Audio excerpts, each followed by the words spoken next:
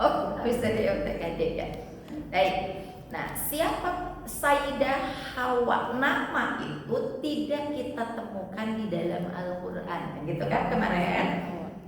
Tapi karena ungkapan tentang Sayyidah Hawa dipasangkan dengan Adam alaihissalam, maka Sayyidah Hawa menjadi perempuan pertama yang oleh Allah diabadikan bukan namanya tapi perannya sebagai apa? Pasangan. Nah, itu yang kita kemarin pelajari. Di Quran ayat berapa, surat berapa?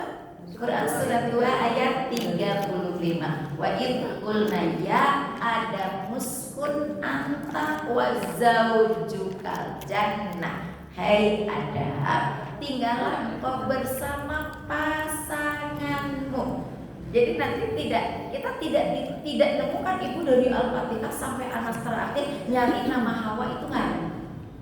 Ya, disebut dengan pasangan. Dan ini menunjukkan satu makna yang sangat-sangat dalam bahwa hadirnya kita di muka bumi ini karena pasangan awal yang telah Allah ciptakan yaitu Adam dan Hawa.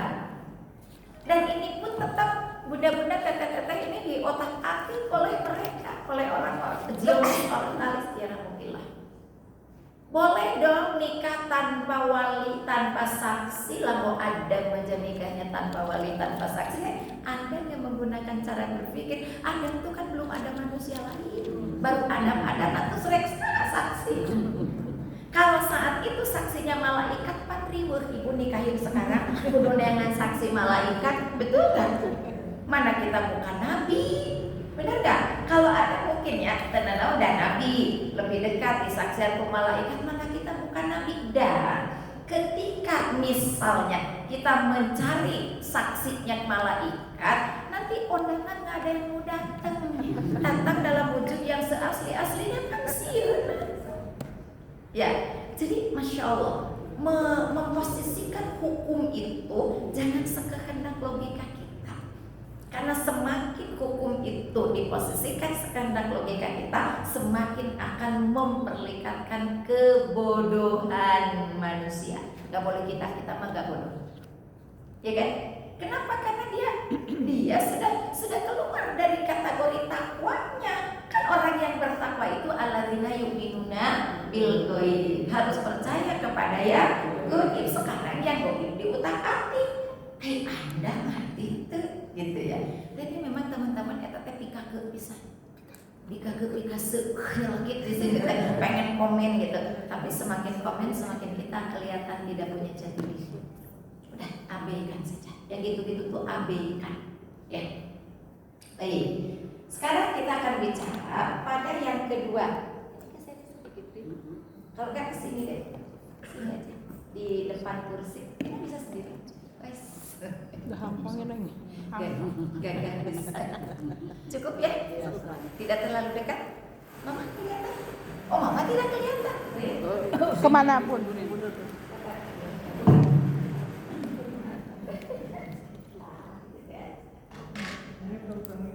Perempuan-perempuan.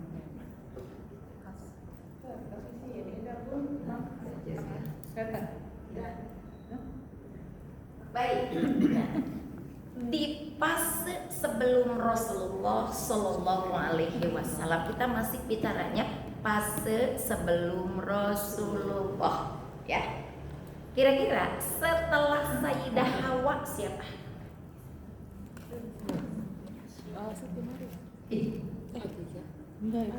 Betul, tapi kalau udah Kakak Maria.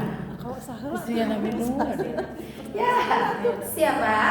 Istri Nabi Nuh dan istri Nabi Lut. Siapa nama mereka? Ibu Lut dan Ibu Lut.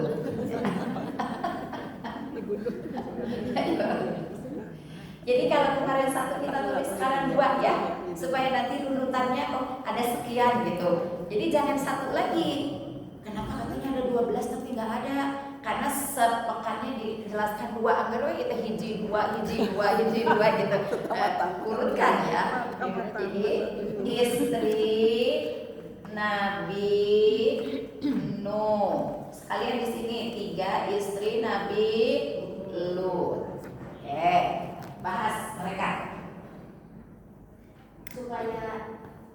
harus hati-hati. Jadi Bunda teh bikin catatan-catatan supaya tidak mengarang dan tidak disangka mengarang.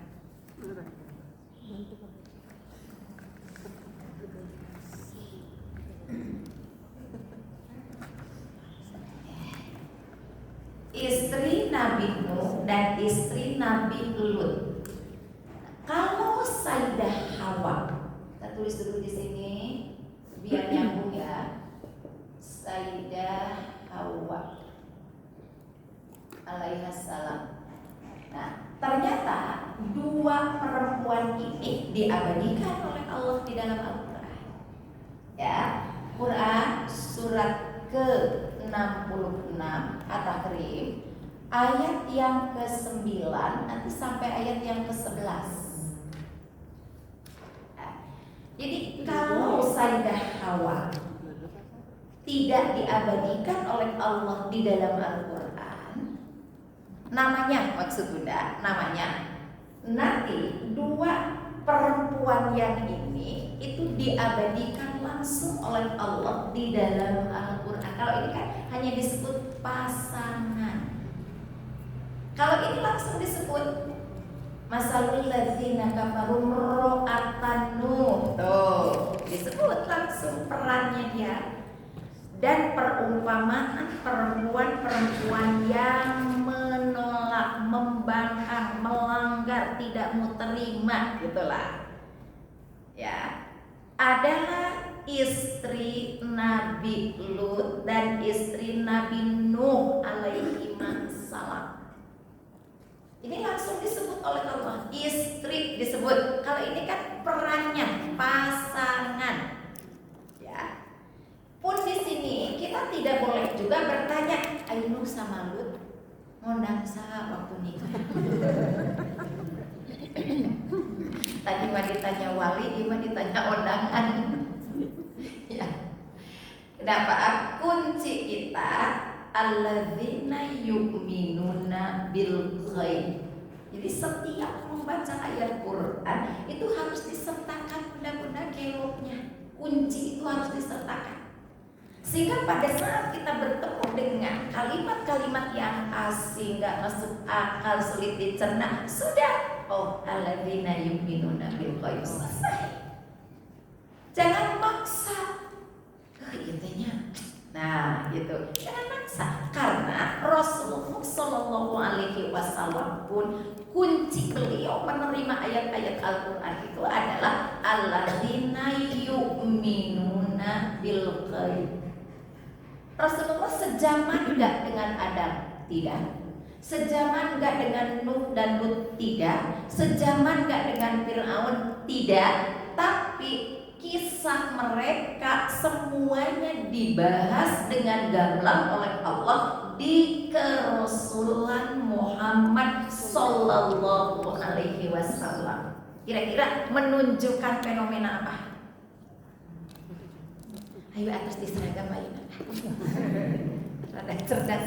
Menunjukkan fenomena apa? Satu, Rasulullah tidak sejaman dengan Adam, tidak sejaman dengan Nuh, Lut, tidak sejaman dengan Fir'aun. Tapi semua kisah itu oleh Allah dijelaskan kepada Rasulullah Sallallahu Alaihi Wasallam. Kira-kira menunjukkan fenomena apa?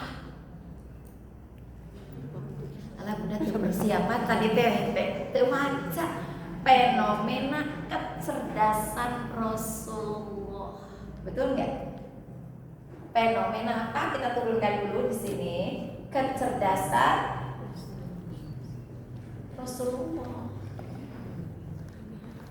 Betul nggak? Betul nggak? Bahwa Rasulullah itu seakan-akan diajak oleh Allah pada satu keadaan masa lalu yang pernah terjadi, dan maaf, sumbernya langsung datang dari Jibril. Jadi Rasul tidak bisa nanya, zaman Adam sahanya tantangannya saya mau nanya. Waktu itu rumah Nabi Adam teh di gang naon? Nomor sabaraha kan tidak bisa dilacak oleh sifat Rasulullah secara manusiawinya, tapi bisa dan sangat mungkin dilacak oleh sifat Rasulullah sebagai Rasul dan Nabinya. Ya, sebagai Rasul dan Nabi, Rasulullah bisa melacak ini semua. Dari mana? Dari Jibril. Beliau bisa nanya ke Jibril gitu kan. Beliau bisa mengkonfirmasi semua itu kepada Jibril. Beliau bisa bertanya alurnya itu kepada Jibril. Nanti yang menjelaskannya Jibril. Sebab itu izin ya, izin tidak mengecilkan arti. Kalau belajar Quran jangan hanya sekedar di titik membaca. Membaca dengan baik itu bagus. Idhar idghamnya jelas. Sekarang pakai nadanya, ya, pakai bayati dan yang lain-lain. Saya mah tahsin biasa. Alhamdulillah bagus, bunda-bunda bagus. Untuk lebih merasakan indahnya komunikasi kita dengan Allah, tapi akan lebih istimewa manakala mengerti isinya. Gitu, ya. Dan akan lebih, maaf kalau tadi istimewa, dan akan lebih sempurna kalau bisa mengamalkan isinya. Kira-kira untuk mengamalkan itu ada daya apa yang harus muncul? Daya tarik dulu. Kalau kita sudah tertarik, merasa nyaman, merasa enak, merasa oh iya, itu mah mengamalkan mah sudah tidak harus dicari lagi, akan dengan sendirinya ngalir. Nah, kenapa orang banyak tidak mengamalkan ayat-ayat Al-Quran? Karena tengah hati. Posisinya hanya disimpan aja di, oh ini teh kitab suci diturunkannya di Mekah pakai bahasa Arab kepada Rasul Muhammad yang menyampaikannya Jibril. Bisa kebikaninya. Berkembang di tahap kedua, oh yang ini idhar ada sekian hurufnya, yang ini idgham cara bacanya ini, dah sampai di situ. Naik lagi sedikit belajarnya, oh yang ini ilmu nahu, ilmu sorof, udah aja sampai di situ. Tapi tidak memahami makna kecerdasan dari ayat yang Allah turunkan. Makanya Rasulullah gelarnya langsung Fatonah. Ada nggak orang yang digelari oleh Allah? Dari para nabi, para rasul, nggak cuma Rasulullah. Padahal Nabi Sulaiman itu cerdas sampai mengerti seluruh bahasa binatang kan. Tapi kenapa tidak digelari Fatonah? Ya, Nabi Sulaiman itu cerdas muda, sampai mengerti bahasa binatang, tapi tidak digelari Fatonah. Nabi Musa enggak sampai belum minta Harun. Nabi Isa alaihissalam sudah dimunculkan oleh Allah ciri kecerdasannya, sampai ketika dikonfirmasi oleh Allah, wahai Musa, apa engkau yang menyuruh kaummu untuk menyembah engkau dan ibumu?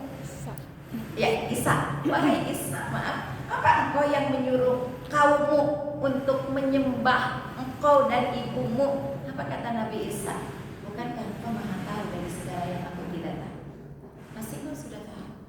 Kan itu jawaban cerdas loh. Tapi tidak disebut Fatonah.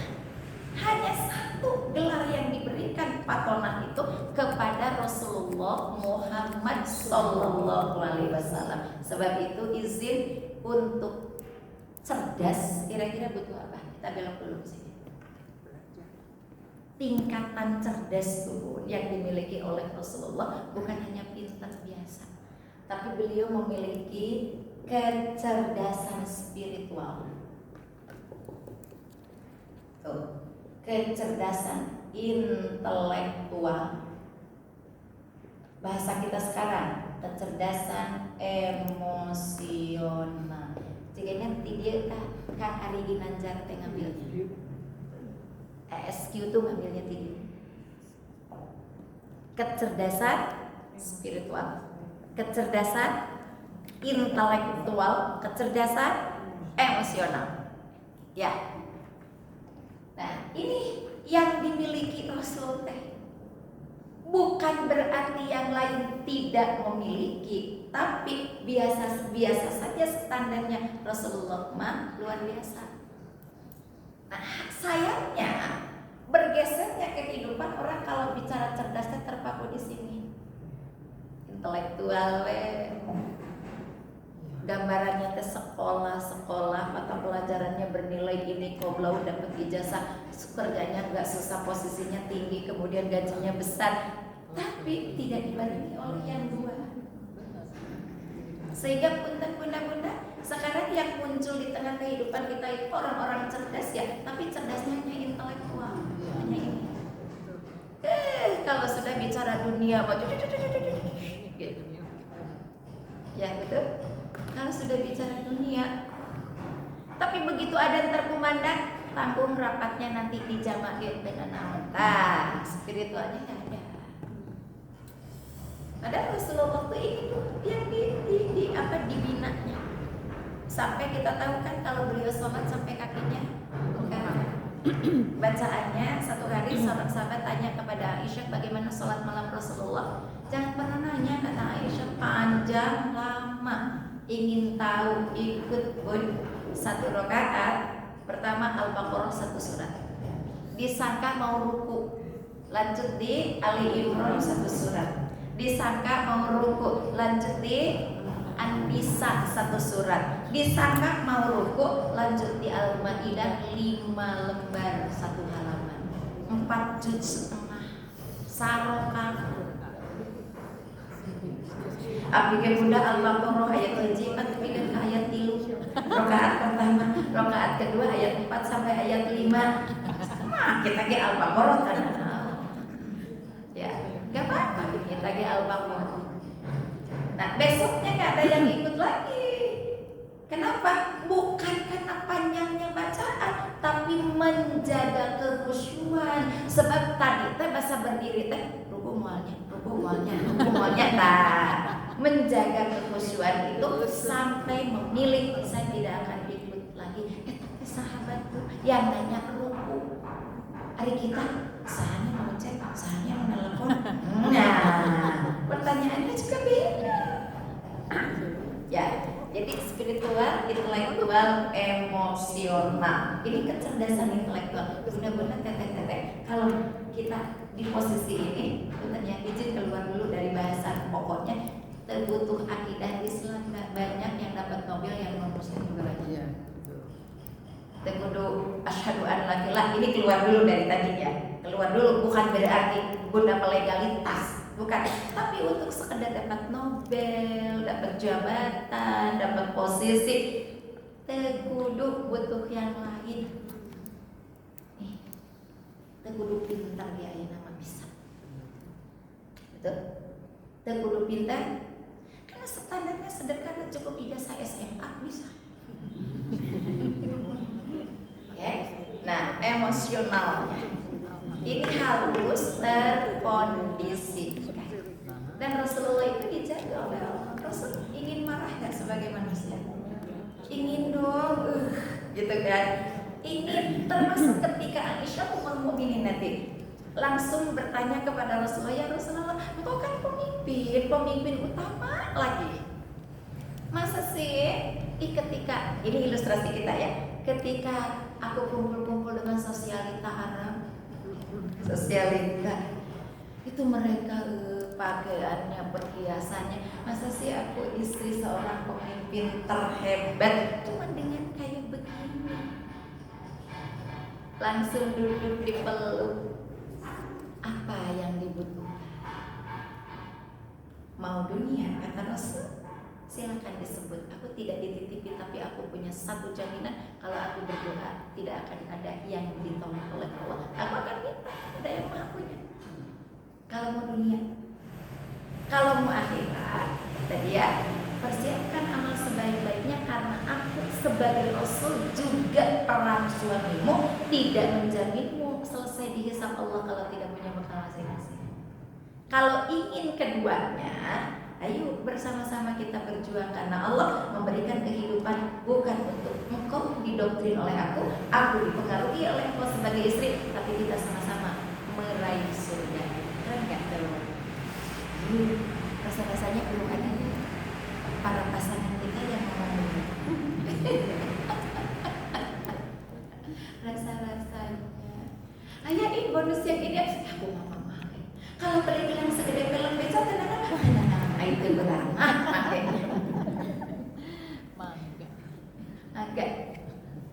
ya. Masya Allah, kalau modulnya, ayo dijawab begitu. Aisyah sudah tidak punya kata-kata, spiritus tertunduk. Kalau perempuan biasanya kalau sudah spiritus ngeremes-remes tangannya, segala diremes, baju diremes-remes. Di sininya mulai berlinang-linang air mata gitu ya. Masya Allah. Tapi Ummul Mukminin hebat ini tidak melakukan itu. Apa yang beliau katakan? Ajak aku bersama-sama memasuki surganya Allah. Yuk kita kesini lagi. Nah, jadi ini tidak disebut namanya, ini pun tidak disebut namanya. Yang berbeda di Sayyidah Hawa ini langsung disebut perannya sebagai pasangan, supaya kita nanti tidak keliru setelah membahas ke bawah-bawahnya. Nah, yang ini dua ini disebut sebagai istri langsung oleh Allah. Ya. Masalul ladzina kafaru imra'ata Nuh wa imra'ata Lut. Gitu kan? Kalau ini disebut perannya pasangan, kalau ini disebut sosoknya. Bukan namanya, awas, sosoknya. Kan perempuan itu dengan 4 gelar ya. Ada Anissa, ada Mar'atun, 3 ya. Ada Unsa, ada Anissa, ada Al-Mar'ah. Disebutkan kita. Semua kita tuh berhak disebut di situ. Ya. Ada Al-Unsa, ada An-Nisa, ada Al-Mar'ah. Ya. Sosoknya. Awas. Nah dari sini nanti kenapa sih penting pula ini tadi bahas, supaya kita nanti dalam menjalankan kehidupan itu kita sambil belajar diri kita menjadi sosok siapa. Ketika saya diperankan oleh Allah di rumah tangga, kira-kira saya pernah jadi Sayyidah Hawa sebagai pasangan yang mengakui tidak semuanya sempurna, tidak semuanya hebat, tidak semuanya luar biasa, tidak semuanya, bahkan ketika berpisah pun tetap komitmen menjadi hamba Allah. Kan dipisahkan mereka. Sejarahnya Adam ketika diturunkan dari surga ke bumi, Adam di India, Hawa di pelataran atau di sekitar Arab Saudi, kita sebut sekarang dengan Jeddah. Maka Jeddah itu artinya kota nenek moyang. Jeddah. Nanti bunda-bunda, kenapa teh? Nenek kan sebagai Jeddah. Iya, Jeddah itu nenek. Ya, kan orang mah jadi nena, jeung ambu. Ya, yang mau siap jadi nenek sudah. Cucunya Mary kan dan. Oh iya, nenek ya benar. Nanti nambah. Ya, Jeddah. Nah itu dulu kita boleh ke situ teh, sekarang sudah tidak boleh. Waktu Edwin sudah nggak boleh ya kita. Itu masih ke Jeddah. Masih ya, kita diizinkan untuk melewati satu tempat itu bentengnya berwarna orange dari apa sih tembok-tembok yang terlukis bagus orange. Itu dikabarkan disitulah Siti Hawa dimakamkan, maka disebut dengan pekuburan Hawa di Jeddah. Tapi banyak pendapat, ada yang mengatakan bukan Siti Hawanya, tapi menunjukkan itulah pekuburan tempat khusus kaum perempuan gitu. Nah dengan berbagai ilustrasi tugas kita samina wa atona, gitu aja. Kan yu'minuna bil ghaib tadi ke kuncinya ya. Ya sebenarnya Bunda Teteh belajar Quran mah gampang. Mbung alim capek yu'minuna bil ghaib, sudah jangan memaksakan diri. Udah. Saya mah ingin semuanya teh indah diterima samina wa atona, jangan samina wa nanyaina. Yang capek itu hayuk nananyakeun. Nah gitu, nah kieu geuning kitu, geuning kieu mun teu kitu pasti kieu, ulah kieu bisi kitu. Nah ini yang celaka. Ya, oke. Baik, kita ke sini. Disebut dengan apanya? Kalau di sini perannya disebut dengan statusnya istri. dengan kalimat mar'ahnya. Ya, masalul ladzina yunfiqun, masalul ladzina kafaru mra'atanmu wa mra'atal Lut. Istrinya Nabi Nuh dan istrinya Nabi Lut alaihi wassalam. Baik, ini panjang benar-benar kisah ini tuh. Sampai nanti kekinian itu dikenal ada kelompok-kelompok yang nyeleneh dari fitrahnya dengan LGBT-nya. Itu dari kisah ini nanti. Ya, kita turunkan dulu. Yuk.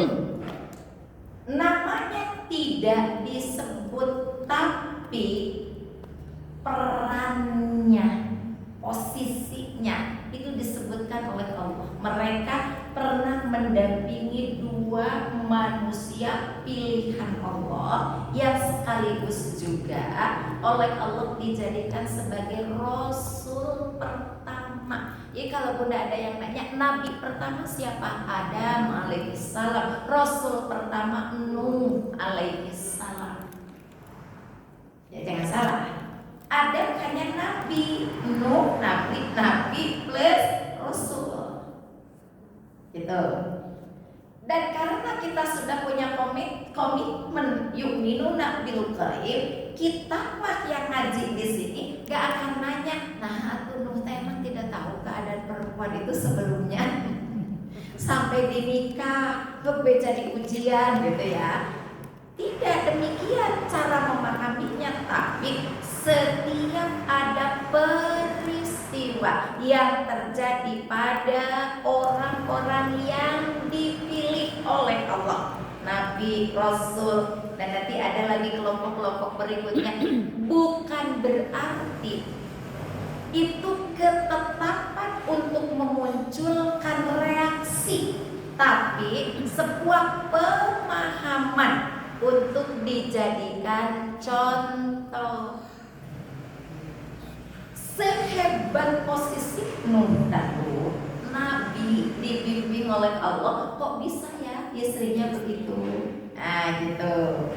Maka kalau ditarik benang emas ke kehidupan kita, apalagi kita yang bukan keluarga Nabi, ada nggak nanti ujian begitu? Ada. Kalau ujian itu datang harus bagaimana? Ini loh kurikulumnya, kan gitu kata Allah teh. Ini kurikulumnya.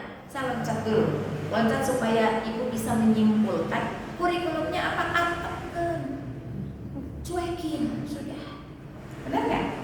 Kalau diajak sudah tidak mau ikut, diluruskan tidak ikut lurus, diberikan pemahaman sulit untuk menerima masukan, sudah nggak ada kaitan apa-apa kok. Nanti turun lagi kurikulumnya di Quran surat Luqman, tapi untuk urusanmu di dunia sebagai hablum minan nas wasaqibuma di dunia ma'rufa. Itu ayat 14 surat Luqman. Wa in jahadaka ala an tusyrika bima laysa laka bihi ilmun fala tuti'huma wasaqifhuma fid dunya. Dan di sebelah sini dulu, pernah menghadapi ujian dengan anak? Pernah menghadapi ujian dengan pasangan? Pernah menghadapi ujian dengan aksesoris? Pernah kan? Pernah dong, pernah ya. Bu Epi boleh ditanya nggak sih? Pernah menghadapi ujian dengan komunitas? Pernah menghadapi ujian dengan cara berpikir menginginkan A dapatnya B? Pernah. Ini sebagai contoh bahwa semua kita pernah mengalami yang tadi. Ada ujian dengan anak, ada ujian dengan pasangan, ada ujian dengan yang kita anggap punya kita, ada ujian dengan sendiri.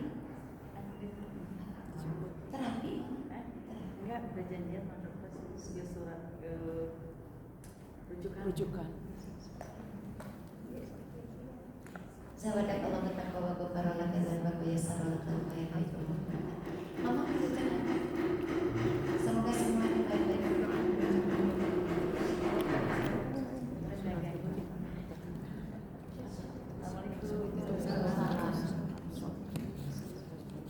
Kita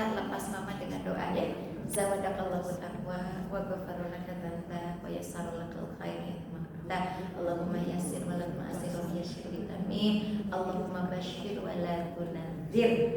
Itu ya doanya.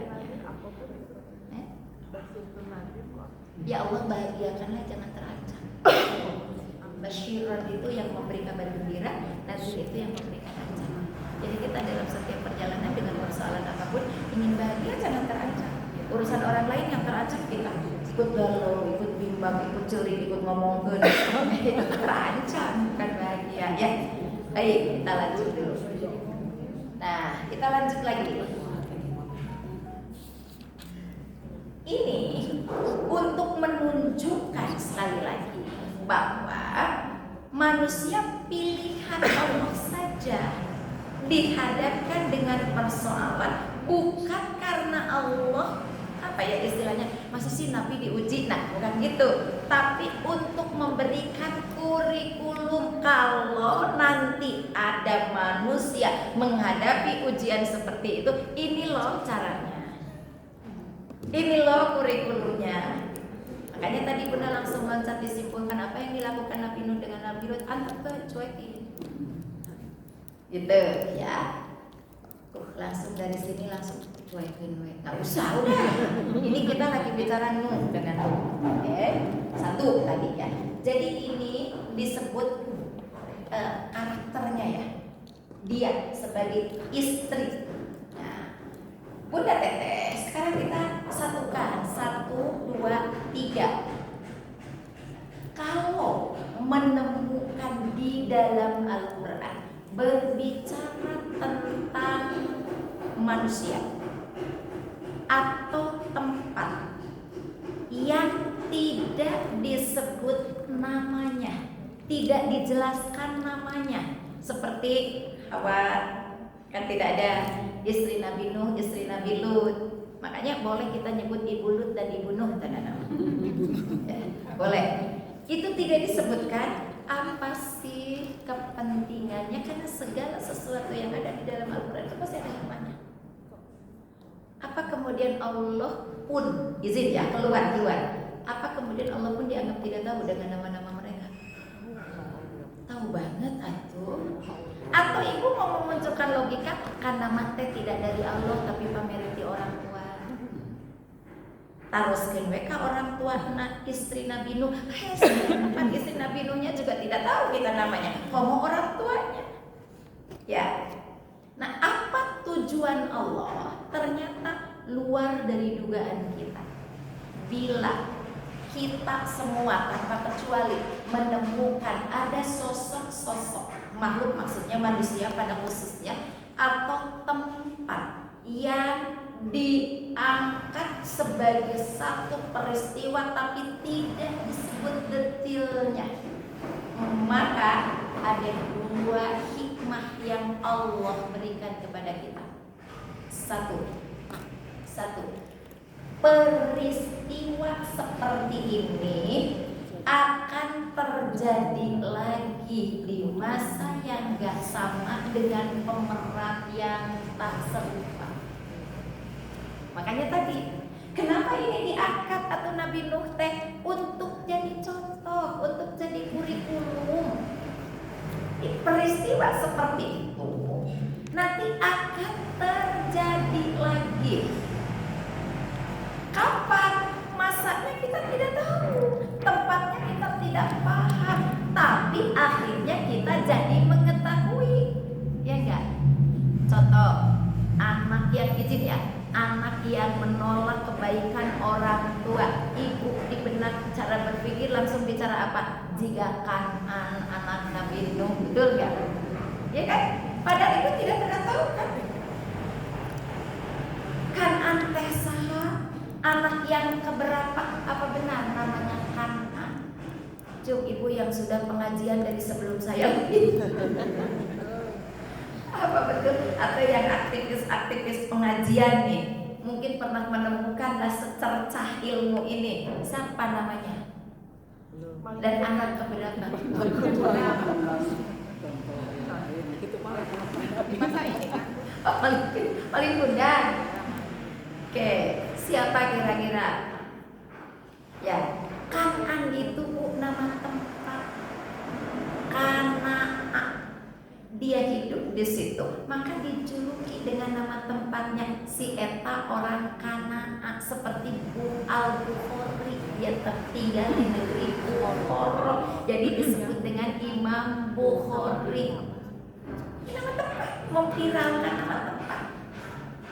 Nah, namanya siapa gitu kan? Namanya Sit, S-I-T-S.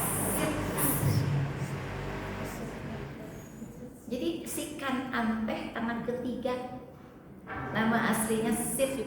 Dia tinggal di negeri Kanaan, besar di situ, berkembang, kemudian dijuluki sebagai Kan'an karena dianggap sebagai orang berpengaruh di negeri Kanaan. Maka nanti perahunya Nabi Nuh itu apa sih namanya, nyangkut di bukit apa? Yang pertama tadarus Quran ada bro di situ, Bukit Judi. Bukit Judi itu di kota Kanaan itu. Nanti ya kita mau ke sana. Oh, Di Libya. Dan tinggal mau aja kan? Iya dong.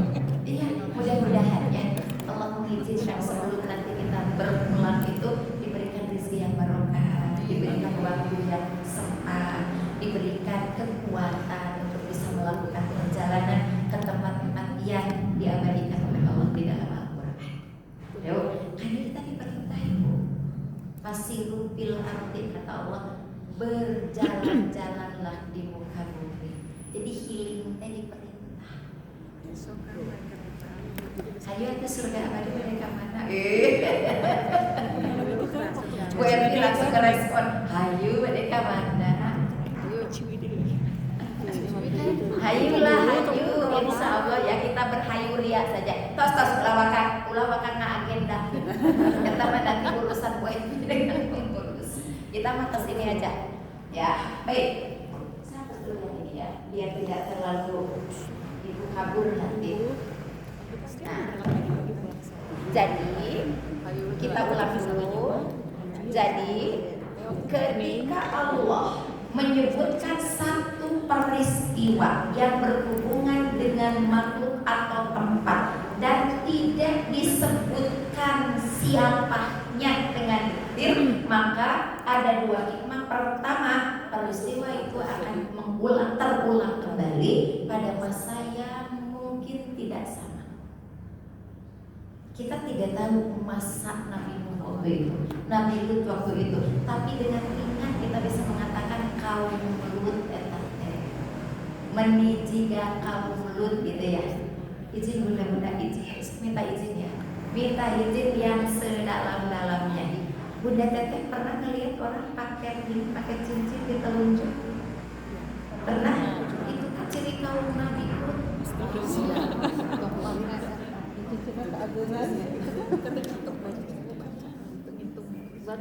Cincin itu mah cincin bukan tasbih. Cincin yang ini ring. Iya betul. Betul ya. Pernah menggambarkan apa? Dia kaum yang sejenis tapi ingin berperan sebagaimana laki-lakinya, mana perempuan yang homoseksual di sini. Terus jangan ikut-ikutan. Satu jenis laki-laki tapi dia bisa ingin memerankan ada perempuannya, tanah seksualnya teh. Jijik kan? Jijik nggak? Jijik banget. Tapi kok pede karena banyak cincinnya.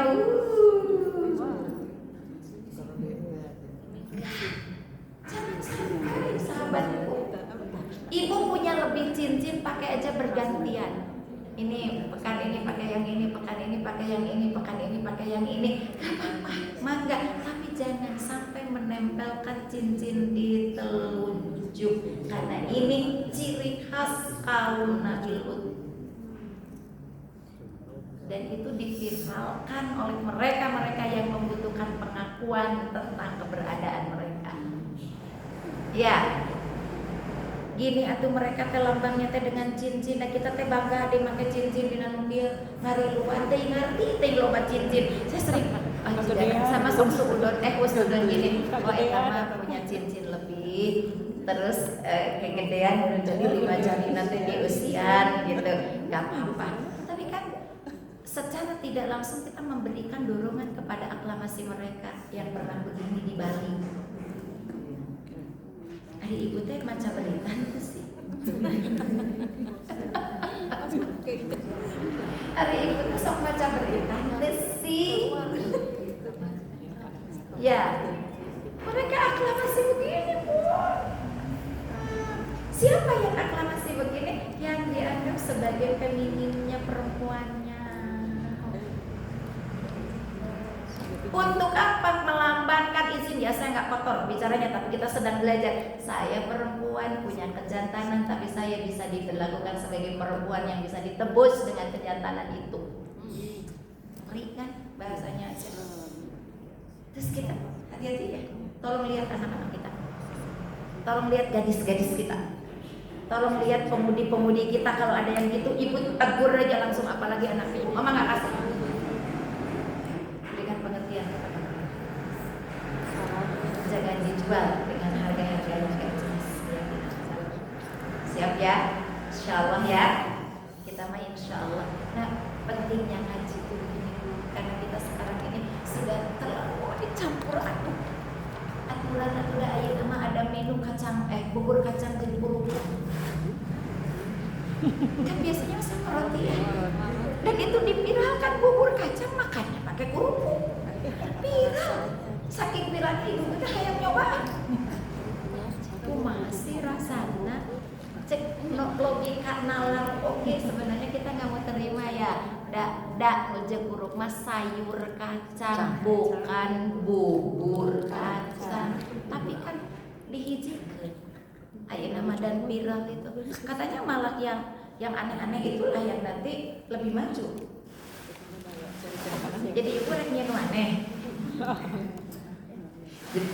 Kalau raginang jeung sayur kacang mah boleh ya.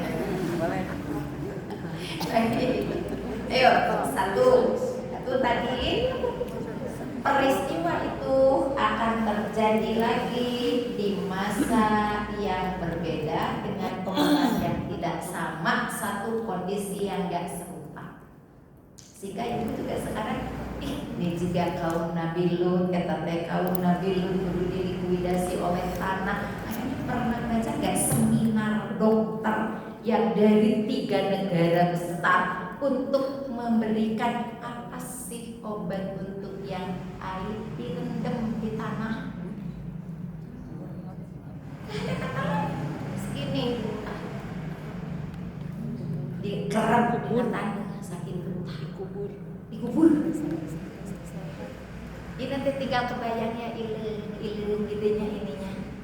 Ya Allah. Kenapa? Karena nanti hanya akan bisa diserap oleh tanah lagi. Makanya kenapa Islam mengajarkan kalau ada yang wafat itu dikuburkan, karena semua bakteri dan yang lain lagi nanti tidak akan mencemari karena sudah diredam kembali oleh tanah, dari tanah kita.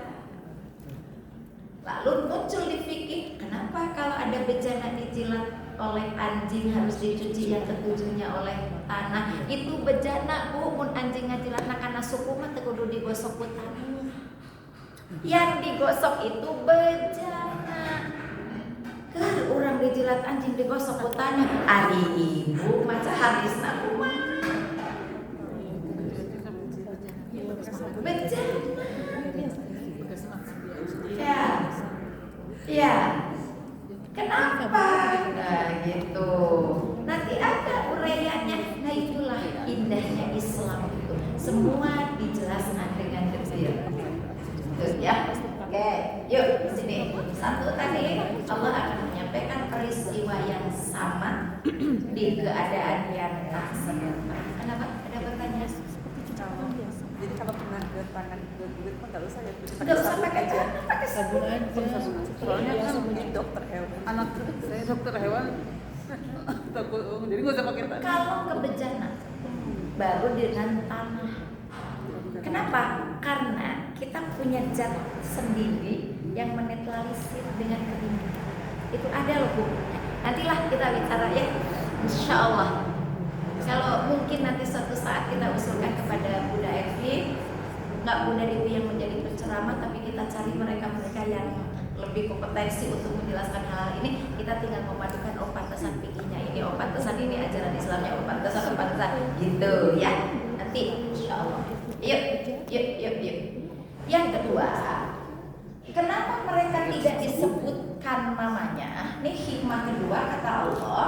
Tadi akan ada peristiwa yang sama. Yang kedua, untuk menjaga kehormatan. Karena mungkin saja nanti nama itu tidak hanya berlaku untuk dua peran ini. Misal,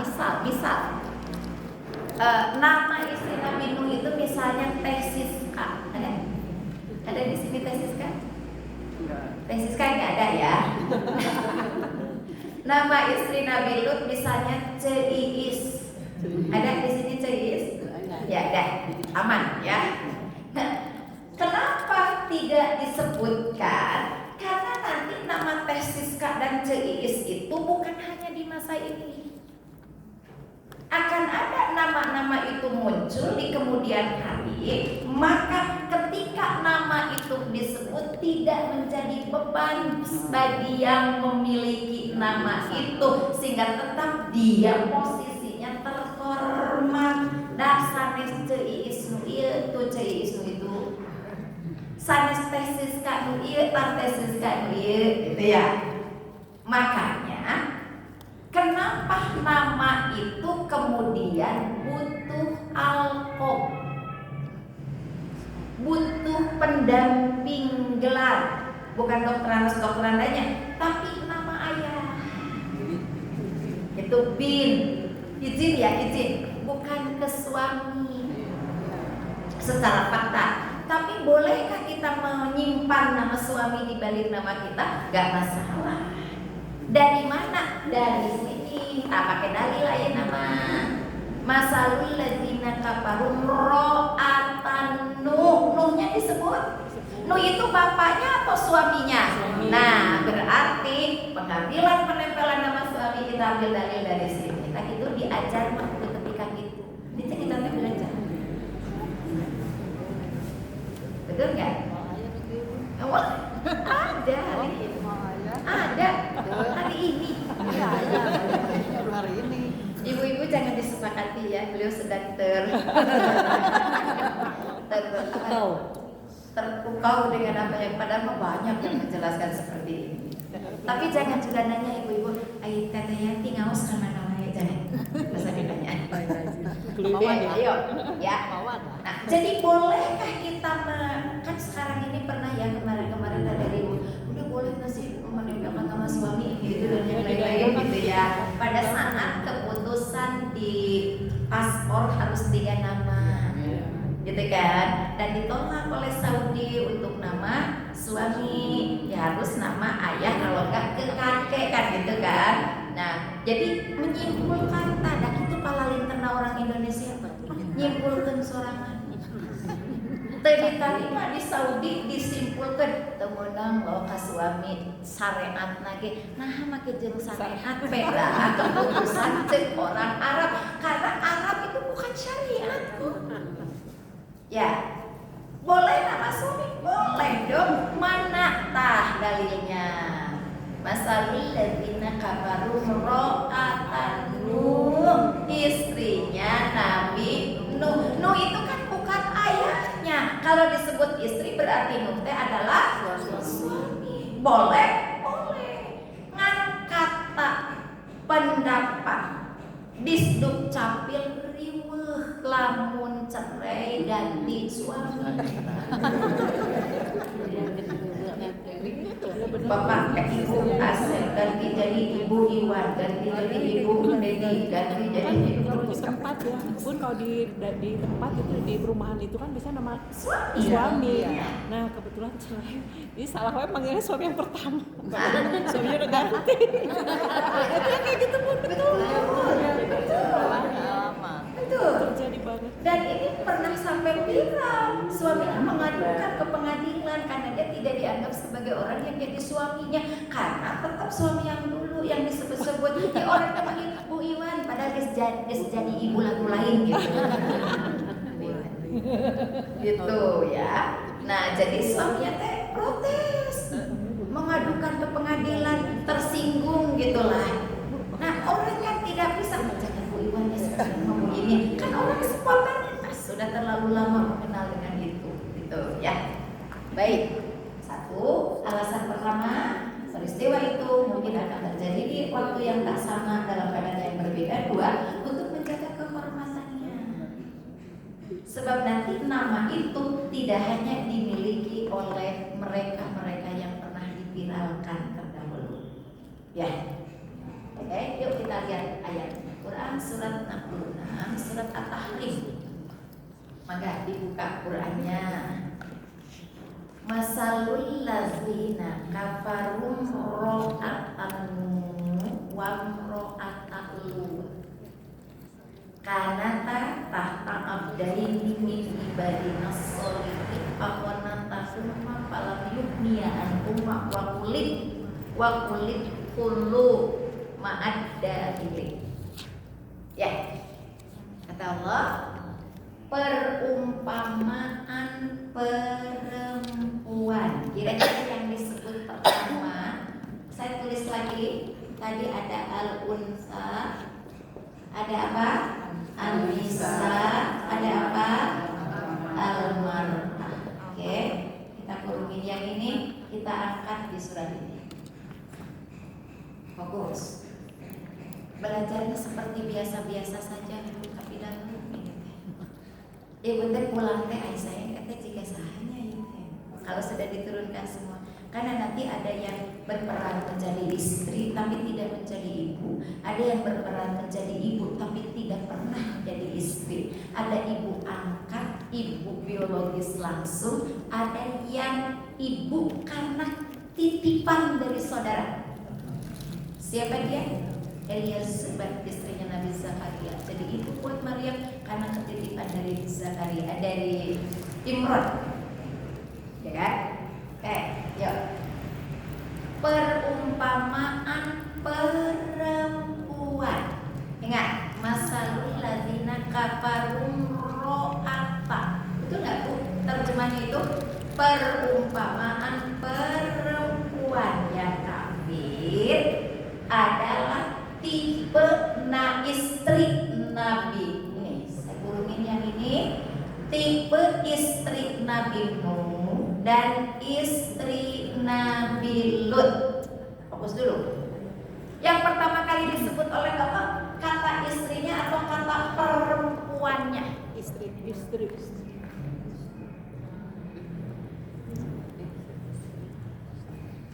Ya.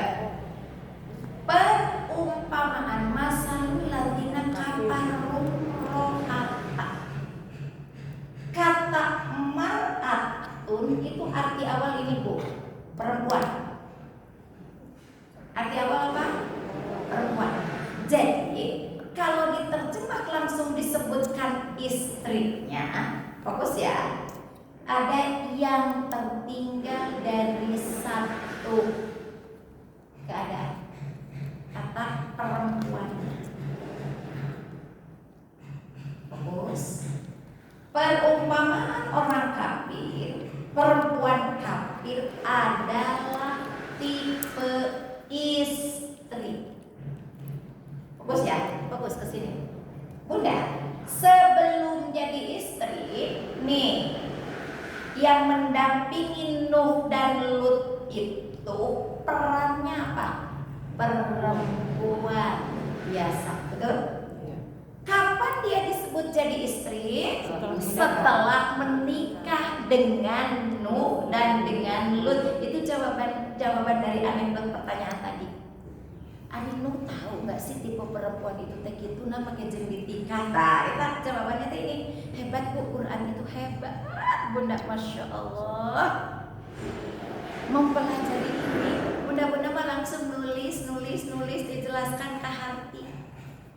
Kita mah Bu cari kosakatanya, pembendaharaannya. Ini kunaon disebutnya di dia perempuan, tapi di dia perannya disebutkan istri Nabi Nuh. Tapi Allah nyebutnya tidak jauh lagi kan, jauh cuma yang ini yang saya kawa anta wa jaujuka. Kenapa di sini tidak disebut jauhnya tapi diterjemah malah istri, yang disebut malah kata perempuannya mar'ah. Masalul ladzina kafaru ro'ata dari mar'atunnya, menunjukkan bahwa karakter buruk itu, sifat negatif itu sudah ada sebelum ditikah oleh Nabi Lut dan Nabi jadi istri. Sebelum jadi istri, karakter buruknya sudah ada. Kira-kira kalau sudah dijelaskan sedetil ini, apa yang bisa kita pahami? Tidak boleh dalam kehidupan menyalahkan siapapun. Istri nawe ahli majlis nalim suamina. Suami we DKM istrina. Enggak boleh, ini kata Quran. Jadi ini kita pelajari untuk menjadi jembatan, untuk menjadi kurikulum bahwa kita jangan jadi orang yang kalau menilai sesuatu itu mengakumulasi. Nah, bapaknya oke mal jauh anak nage, gak ada yang begitu. Bapaknya azab membuat berkala anaknya jadi Nabi Ibrahim. Ayahnya Nabi, anaknya Kanan jadi pembangkang. Suaminya, aku Tuhan, tapi istrinya jadi hamba Allah. Kira-kira pelajaran apa yang bisa kita ambil untuk mengetahui perempuan dalam Al-Quran itu? Hati-hati kata Allah, kalau kamu beriman kepada Al-Quran, kalau kamu membaca Al-Quran, kalau kamu mempelajari Al-Quran, jangan pernah ada terbersit satu penilaian akumulasi. Gak ada. Karena setiap individu nanti bertanggung jawab hanya sendiri-sendiri di hadapan Allah.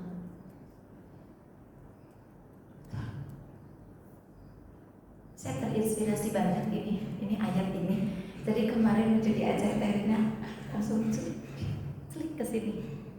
Saya sempat ngobrol teh ini mau jurusan apa tuh kuliah teh. Boleh nggak sih kalau mereka NHI ambil tata boga nanti saji ini itu? Nggak nerusin bunda. Saya mencoba mendalami itu gitu ya.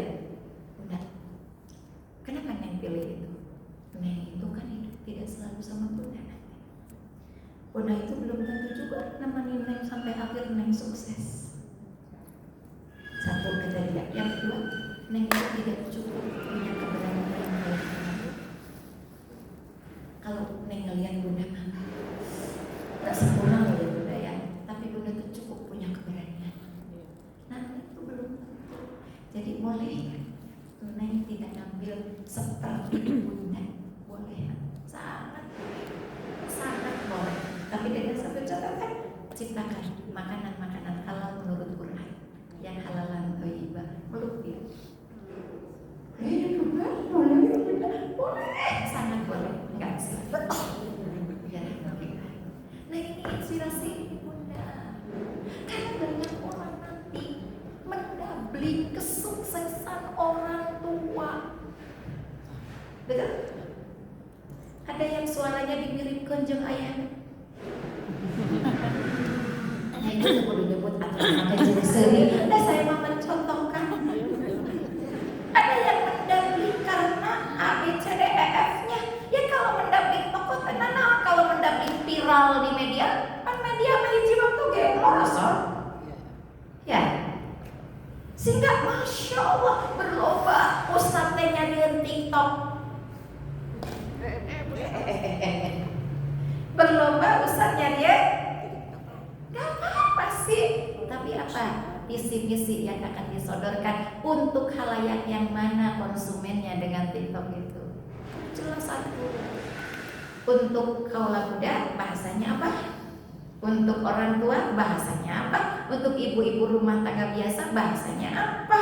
Malah saya lebih menyarankan di pelatihan mubalik ketiga Ikatan Haji Indonesia, itu saya menyarankan bunda-bunda yang ikut pelatihan mubalik, gak usah berpikir bicara di depan publik kayak Bunda Devi ini. Share aja setiap hari ayat, hadis, doa. Karena buat orang yang membutuhkan, misalnya alhamdulillahilladzi ahyana ba'da ma amatana wa ilaihi nusyur. Karena ada orang yang nggak tahu itu, terus pas membaca dia terinspirasi. Itu adalah sedekah jariah dari ilmu yang dimanfaatkan.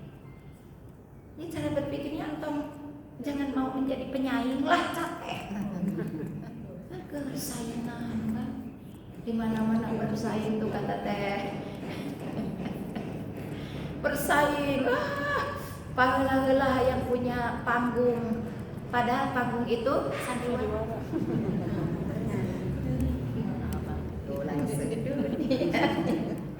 Ya, betul.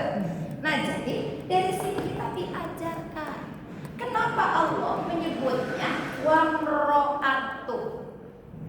Tapi kok diterjemah disebut istri? Karena sebelum dia jadi istri, dia perempuan biasa, bergelar istri setelah dinikah oleh Nabi Nuh. Ini di sini dulu ya, di sini. Nabi Nuh dan Nabi Lut. Jadi pada saat sebelum nikah itu punya karakter nggak dia? Bapak.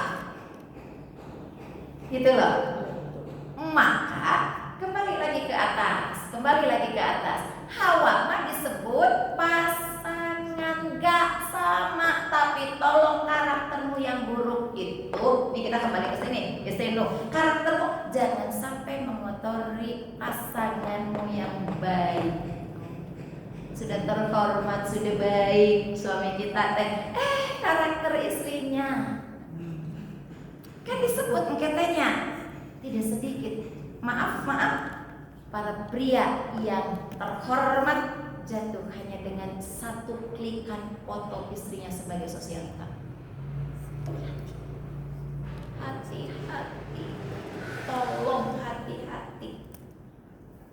Makanya kenapa Rasulullah itu sudah jauh-jauh sekian puluh abad, jaga lisanmu, jaga kata-katamu, jaga penampilanmu, jaga karena ternyata hanya dengan satu klik kamera saja engkau bisa menjatuhkan ribuan penghargaan yang sudah disusun dari mulai tangga pertama sampai ke menara terakhir, jatuh hanya dalam menit-menit saja. Nah ini pelajaran yang bisa kita ambil dari dua peran ini.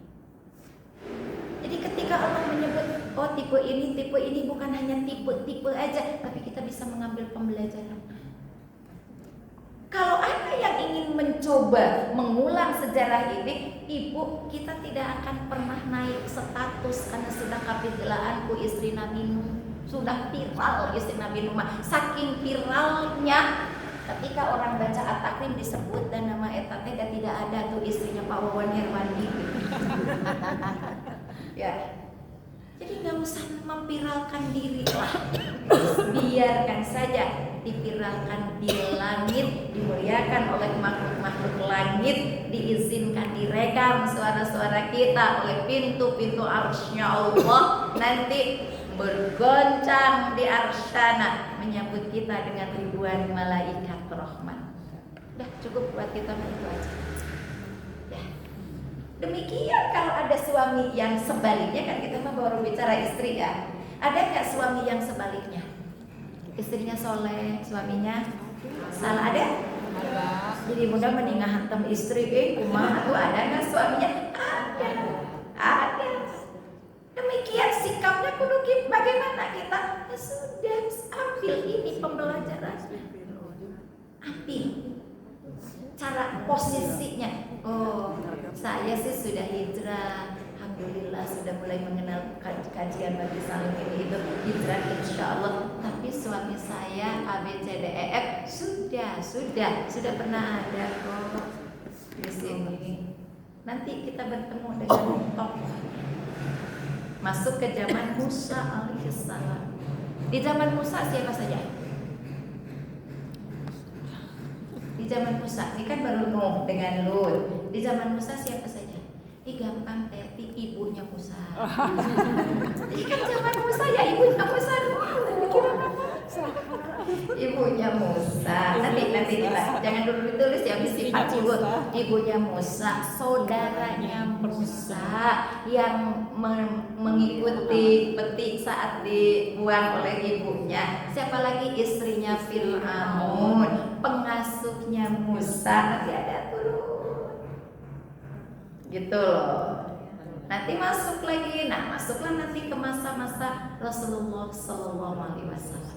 Jadi kita masih panjang ini, tapi kita paham kan bahwa tugas kita nggak terlalu ringan pun nggak terlalu berat. Akan berat manakala selalu cara menerima kita terhadap informasi Al-Quran adalah beban untuk mengiyahkan apa yang kita inginkan, bukan apa yang kita butuhkan.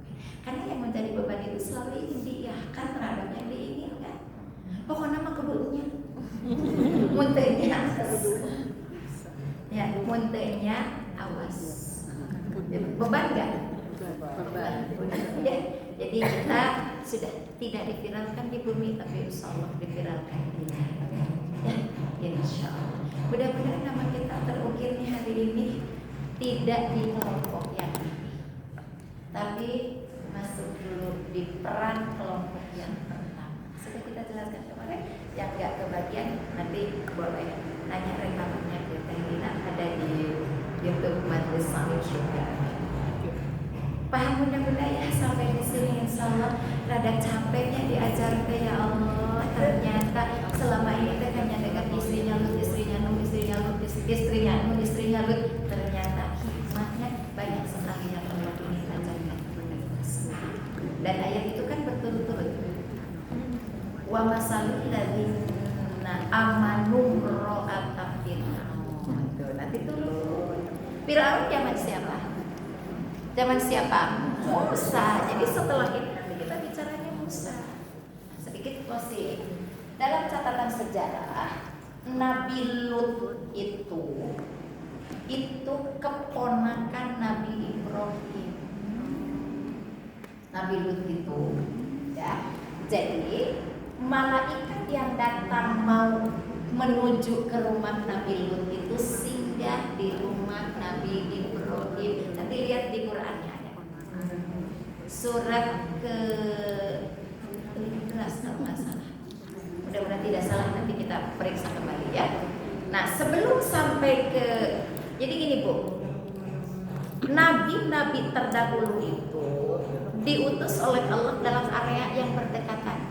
Kata kita mah RT RW lah, 1 RW 2 nabi gitulah gitu. Istilah kita RT RW itu supaya mudah memahami. Nah, tempat tinggal Nabi Ibrahim di Palestina itu berdekatan dengan tempat tinggal Nabi Lut. Ada yang pernah ke Aqsa? Ada yang pernah ke Masjidil Aqsa? Ya, oke. Sebelum kita nyebrang ke katedral, saat kita naik untuk melihat benteng ratapan Yahudi, itu ada taman yang kalau nggak salah tuh di sebelah kanan benteng itu. Kita kalau dari atas pasti kelihatan. Nah, itu batas kampung Lut dengan Ibrahim. Ya, yang belum membayangkan sajalah. Dan berdoa di sini, ya Allah, semoga diizinkan olehmu untuk bisa bersujud di sana. Ya, yang sudah tapi teu dijelaskan ku pemandu lagi teu kahartieun, berdoa juga supaya bisa kembali ke sana. Nanti bareng-bareng ya sama Bunda Devi ya, kita tunjukkan nih gitu. Bukan persisnya, sekarang pasti sudah bergeser. Tapi titiknya kabarnya di situ gitu ya. Nah, dekat Bu, ini malaikat itu mau berkunjung ke Nabi Lut untuk menjawab doa mereka. Kan kaum Lut itu kaum yang arogan sekali sampai sekarang. Mereka tuh menantang, hei Lut, kalau benar Lut Tuhanmu itu mau ngasih azab sekarang, coba tunjukkan tak gitu kan. Kan yang sekarang gitu kan, yang minta diakhlak, minta diiyahkan gitu. Sudah memang saya nanti di neraka sudah siap dengan teman-teman saya. Saya akan ketemu dengan mereka di neraka. Banyak kan yang terviralkan itu. Saya mah nggak takut dan nanti ke neraka juga saya mah banyak teman. Orang teman-teman saya udah nunggu kok di sana. Dia sebut lagi nama A, B, C, D, E gitu. Kira-kira kalau kita dengar orang komitmennya gitu gitu, ya, kayak tapi sih stres gitu ya. Tapi kan teh, asa bina-bina gitu ya, gemes. Diutuslah oleh Allah para malaikat, tapi pesannya mampir ya di rumah Ibrahim. Nanti ada pelajaran yang sangat luar biasa. Bagaimana Ibrahim itu mampir ya Bu, jam 2 malam dong, ketuk pintu. Assalamualaikum. Ibu jam 2 malam ayo ngetuk pintu dibuka atau di gerudung musimut. Dan sekarang itu kan beritanya kalau ibu mati lampu malam jangan dibenerin, biarin aja. Udah beberapa kali Bu kejadian, ada di Bekasi, ada di Karawang, dibenerin. Ternyata disengaja oleh pencuri dan dipukulin ibunya masuk pencurinya. Udah kita mah gak usah diem aja. Tapi poin bunda ayah center lah kita HP udah. Ya walaupun mungkin nggak cepret ya, tapi sudah mending berjaga-jaga, kita kan nggak tahu. Ya, nah baik. Bu bangun, dibuka pintu, tidak banyak ini Ibrahim, Masya Allah. Tidak banyak pertanyaan ari bapak teh saka, bade kasaka, kinten panginten lepat bapak teh nya abdi teh di mana geuning rombongan. Aya pikir saeun naon? Atau wayah kieu namun teu sopan atau ya. Tapi Ibrahim itu mempersilahkan tamunya langsung ke dapur melihat persediaan makanan, tidak ditemukan, nanya ke istrinya punya makanan yang bisa dihidangkan. Enggak kok, sempet-sempetnya menyembelih sapi dibikin gulai.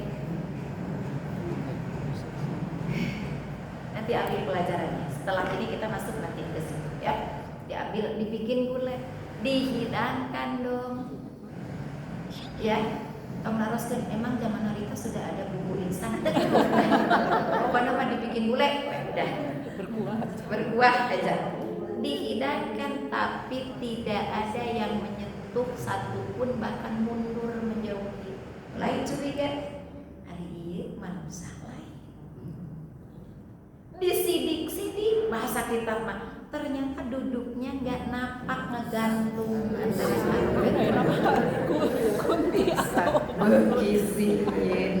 dan Quran menyebut, nanti saya bukakan Qurannya insyaallah ya. Begitu tahu Ibrahim paham ini bukan manusia biasa. Sang tamu pun respon, saya datang diutus kepada kaum Lut yang sudah meminta azab, tapi pesan Allah harus singgah ke rumahmu untuk menjawab doamu juga, bahwa engkau akan diberi keturunan. Istrinya yang ngintip burep genek rai pias, bahasa kita ngedek-dek nggak jelas. Saya akan punya keturunan, saya kan diponis nganggur, saya kan sudah tidak ini, saya kan menopause, saya kan bergetar Bu korden yang dipegangnya. Masya Allah. Jadi apa pelajaran? Kalau mau doa yang sangat dianggap sulit itu terijabah, sedekahlah dengan apa yang kita miliki. Itu kuncinya. Tidak usah banyak. Kalau ibu punyanya nggak banyak, silakan banyak. Kalau ibu punyanya banyak. Itu kuncinya. Jadi katanya aku tuh mengijabah dulu doamu, kata Allah, tolong sampaikan ya. Sekarang kamu mampir sampaikan kepada Ibrahim begini. Lalu aku nanti mau kepada kaum Nabi Lut. Ini kan sudah ada saudara dong Bu, lompat atau tadi heula itu kan Nabi Lut. Hei Lut, akan ada tamu ini, persiapkan apa yang bisa kau bawa, tapi jangan bilang kepada siapa-siapa. Nabi Lut berkemas kan?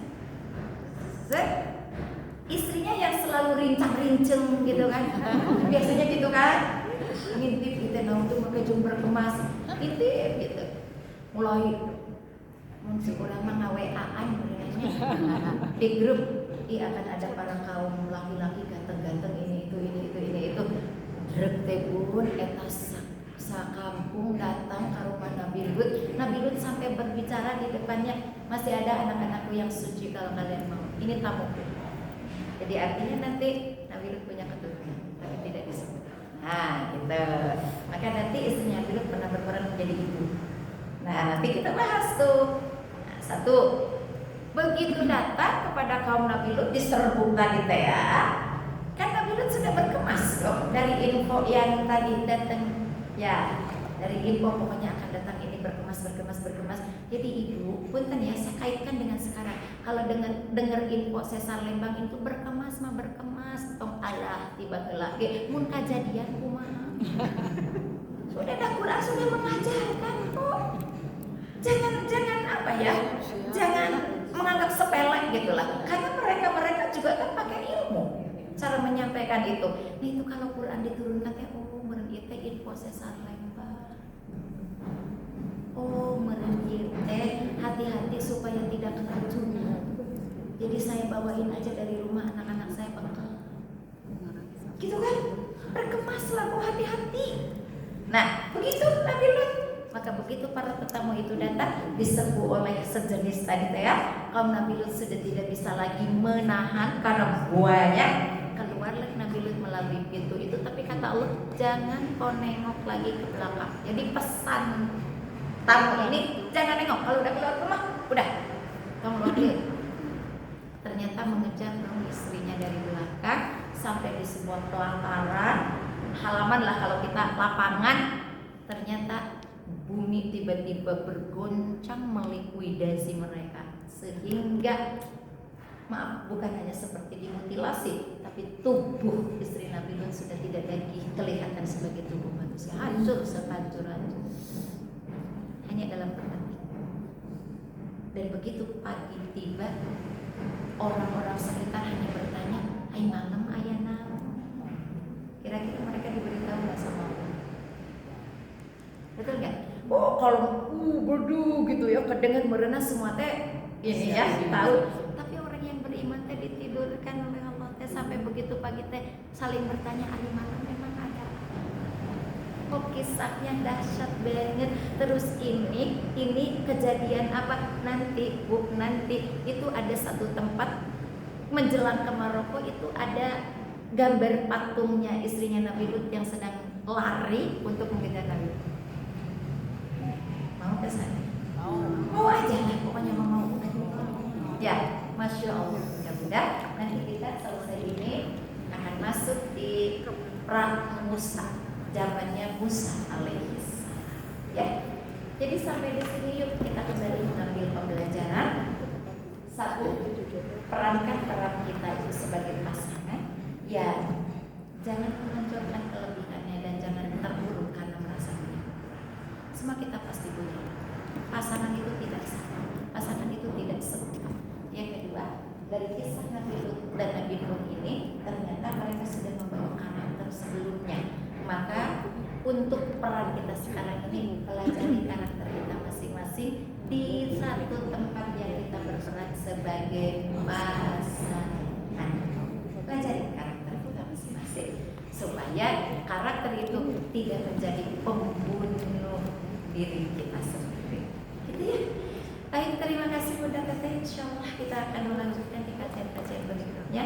Terima kasih Bu Hajar bersama tim yang sudah selalu mendukung kita akan kebersamaan ini. Terima kasih untuk sahabat-sahabat semuanya. Insyaallah kita akan senantiasa dibimbing oleh Allah Subhanahu wa taala. Nasibul mu'afat kepada ini